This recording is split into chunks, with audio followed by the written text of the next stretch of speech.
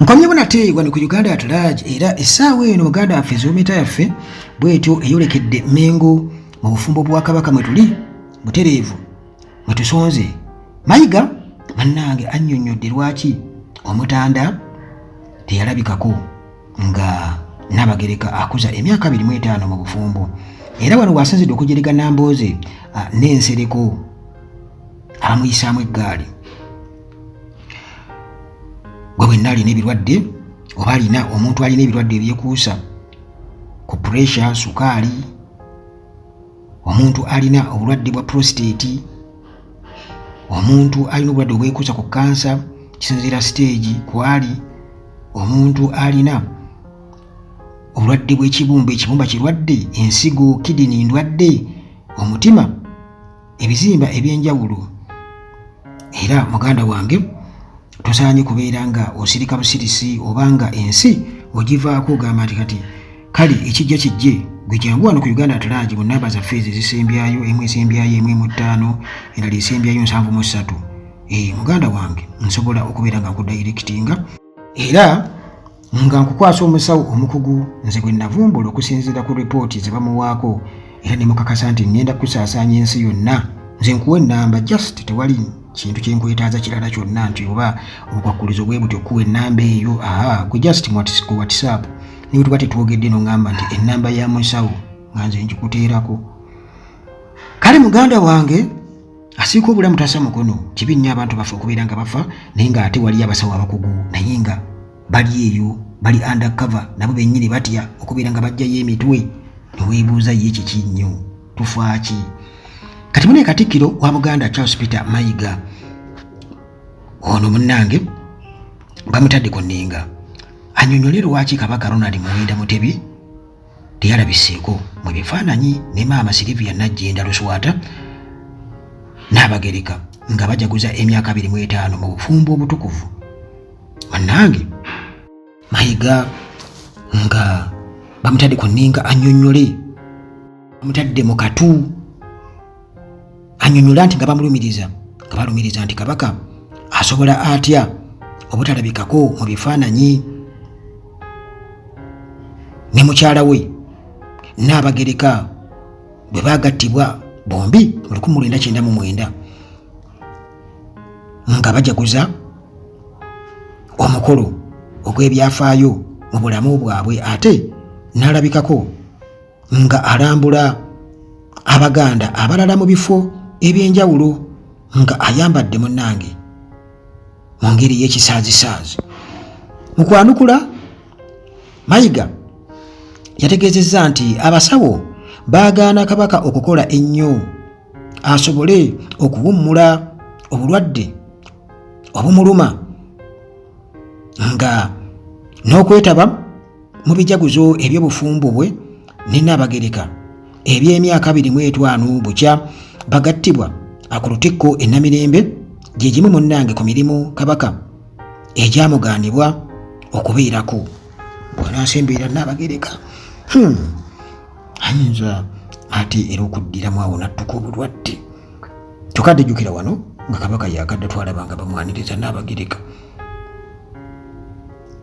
kubanga gino Museveni alina enkola ye engeri gye yatyanga ennyo COVID-19 nga mutuula eri naye n'abeera eri. Kati Kabaka ne Nnabagereka basobola okubeera eri naffe ne tubeera eno ne tubawuubirako toga basobola okwerwaza. Nnabagereka aliko empumbu. Kakati munnange ng'amaze okubeera ng'ategeeza nti nno ogwo gwe gumu ku mikolo gye baamugaana okubeerako. Mayiga yannyonnyodde nti Kabaka okulabikako eri Abaganda oba okubeera ku mukolo ebintu bingi ebikooya ebikolebwa omuli okutegeka wagenda okubeera, byagenda okwogera n'ebirala nga mu kiseera kino talina kubikola olw'ebiragiro munnange ebyabasawo. Alina kuwummula buwummuzi wabula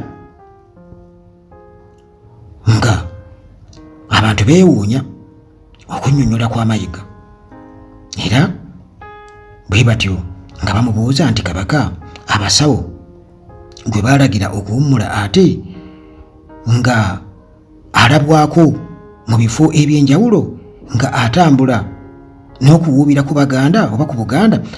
Mayiga annyonnyola nti okutambula kwa Kabaka okw'engeri eyo tekukooya nga tekwetaagisaamu na kutegeka, kubanga azuukuka buzuukusi n'alagira abantu be bamutwaleko mu kifo ekimu nga ebiseera ebimu nange abeera agenzeeyo kulambula bintu bye nga omuntu. Mu August ow'omwaka guno Nnaabagereka yajaguza emyaka 25 mu bufumbo obutukuvu ne Kabaka, nga Katonda yakabawa ezzadde lya mwana omu Omumbejja Katrina Sarah Sangalyambogo mu myaka egyo gyonna, wadde nga waliwo munnange n'abalongo Obuganda n'abakulu Emmengo be baagaana okuli Nakato ne babiri. Bwe yali ku mukolo ogwa minisita wa tekinologiya Joyce Nabbosa Ssebuggwawo okuweza emyaka 5 mu bufumbo obutukuvu, Nnaabagereka yeewaana nti bo abakyala n'abasajja abeddira ekika eky'omusu bagumiikiriza nnyo mu bufumbo, nga abeddira ebika ebirala balina okubenyumirizaamu oba okubeewuunya n'okubeeyunira. Ku mukolo guno Nnaabagereka kwe yalangirira okuweza emyaka 25 mu bufumbo nga baagattibwa nga 27 August 1999 ku Lutikko e Namirembe, wabula nga abamanyi eby'omunda bakakasa nti mukazi wattu ayita mu bingi nga abakyala abafumbo abalala. Ensonda zitegeezezza nti obufumbo bwa Nnaabagereka bwayuuga nga Kabaka azadde Omulangira Richard Ssemakookiro mu mukazi omulala ow'enseenene ow'ebulemeezi, nga yatuuka munange n'okunoba n'agendako wabweru w'eggwanga, naye munange oluvannyuma ensonda zitutegeeza nti ensonga zino abakulu bazingiramu n'akomawo ekireka mu lubiri okufumba.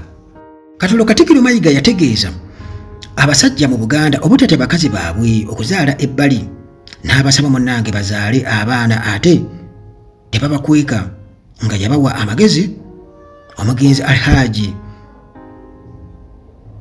Makubuya Ssemakula eyaliko sipiika wa Buganda ge yamuwa ku ngeri munnange gy'alina okukwatamu omukazi nga amwanjulira omwana gw'azadde ebbali. Kakati olwo magezi kigano mbu omugera mu kiseera nga muli mu mukwano omungi n'omwatulira nti owange nazadde omwana ewalala. Olina okuba nga oyambadde helementi eyabavuga bodaboda oba pikipiki, kubanga muganda bwange ekiddako awo nga weebasa ekiro kayinza okuba akayundo.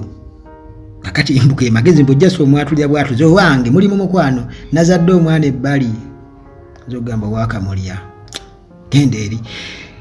Kati munnange mu 2022 Kabaka yagaana okwetaba ku mukolo ogwategekebwa ku Sheraton Hotel mu Kampala, nga Nnaabagereka atongoza ekitabo kye kyeyatuuma The Nnaabagereka Queen Sylvia Nagginda Luswata. Omukolo era tegeetabaako abaana ab'eŋŋoma, abalangira n'abambejja, nga n'abakulu okuva mu Bwakabaka obwa Buganda nga bakulemberwamu Mayiga baagwesamba. Emikutu egya Buganda okuli CBS ne BBS nabo tebaagendayo wadde okusoma amawulire ago. Bino okubaawo nga Omutaka Kasujju Lubinga avunaanyizibwa kubalangira n'abambejja ba Buganda yakavaayo n'awakanya ebyali biwandiikiddwa Nnaabagereka mu kitabo kye nti alina abalongo ne Kabaka mu lujjudde, nga abasinga kino munnange bakitwalanga ekyali kigendereddwamu okuswaza Nnaabagereka nga ensonda emengo zitegeeza nti okuva olwo obutakwatagana bukyaliwo mu bufumbo bwa Kabaka.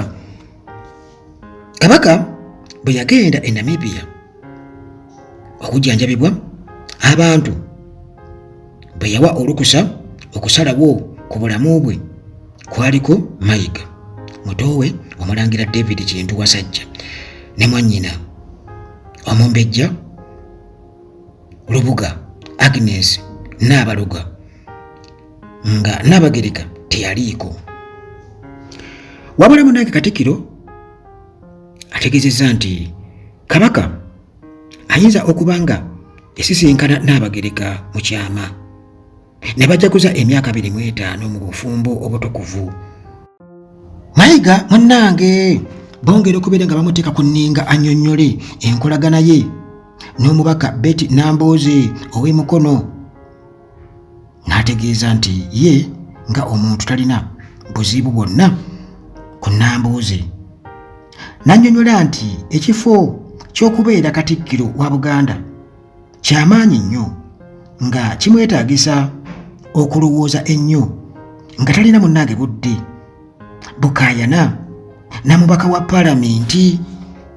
Mayiga yategeezezza nti Obwakabaka bwa Buganda bwe baazimba Nambooze ne bumutuusa ne mu Paalamenti nga basooka kumuwa mukisa kwogereranga ku leediyo ya CBS. Oluvannyuma Kabaka n'amulonda okukulira akakiiko akasomesa abantu be ku ttaka, nga ettutumu munnange eryo lyamwongera nnyo amaanyi mu byobufuzi bya Uganda.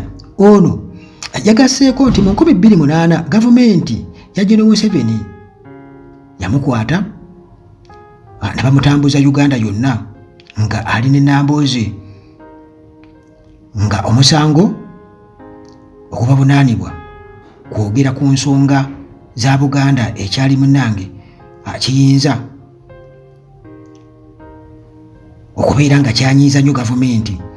Mayiga wayogeredde bino nga Nambooze yakamulumiriza nga bwaliko ddiiru ze yakutula n'eyali Ssaabaduumizi wa poliisi Jeno Kale Kayihura mu 2008 n'atatwalibwa mu kkooti, nga ye n'omubaka Mildred Lubega Sseggona owa Busiro East bwe bakwatibwa ku mulundi ogwo bo ne batwalibwa munnange mu kkooti ne babongerayo Mayiga era bamwekangirawo ng'aze mu kkooti ng'omuntu azze okuwuliriza. Mayiga akakasizza nti yakunya nnyo omuweereza wa pulogulaamu ez'ebyobufuzi ng'akkiriza oba gaana Paalamenti yaffe n'endala ku leediyo ya CBS FM. Ono nga ye Medi Nsereko Sebuliba olw'okumwogerako kye yayise kale buli nga ali e Bungereza mu bawagizi ba NUP abaali munnange baaniriza pulezidenti waabwe Robert Kyagulanyi Ssentamu Bobi Wine.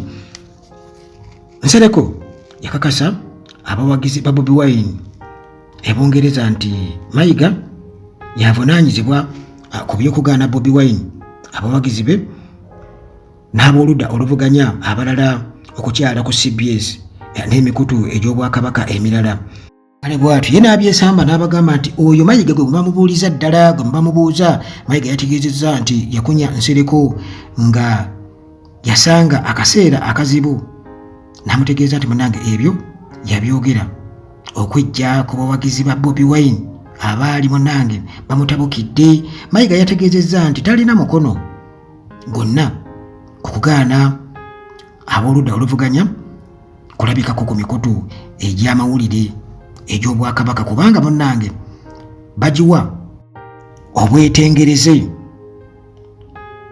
n'abagikulira nga be balina okubuuzibwa ku nsonga ezo. Bobi Wine ne Dr. Kizza Besigye bamaze ekiseera nga beemulugunya obutakyazibwa ku mikutu gy'Obwakabaka, nga kino munnange kyekiruma n'omubaka Nambooze kyokka ng'edda baalinga bamukyaza n'ajogera ebimuli ku mutima, ate munnange bakiteeka ku mayiga okukuta ne gavumenti ya Museveni okubavunza. Nambooze kati yaddukira ku leediyo Simba ne leediyo ye gye yeekolera, era by'abayogera ababiweza butereevu nnyo ku mutimbagano. Wabula ensonda ku CBS zaategeezezza nti obukulembeze bwa leediyo bwali butya nti bannabyabufuzi ku ludda oluvuganya bayinza munnange okwongera oba bayinza okwogera ebinyiiza Museveni ne gavumenti ye ne baggalirawo ddala leediyo eno nga bwe gwali mu 2009 nga bagaanye Kabaka okugenda e Bugerere, era munnange okuva olwo babajjako layisinsi, era ebbanga lyonna bakola tebalina layisinsi. Wabula omwezi oguwedde Nyombi Tembo akulira ekitongole kya Uganda Communications Commission UCC ekivunaanyizibwa ku biweerezebwa ku mpewo za leediyo ne TV baddiza CBS layisinsi yaayo nga Lawyer Male Mabirizi yali atiisizza abagikulira okubaggulako emisango mu kkooti okuddukanya leediyo etalina layisinsi. Lawyer Male Mabirizi omunyoomerawo ye yaleetera okubeera nti nno UCC eddiza CBS layisinsi yaayo.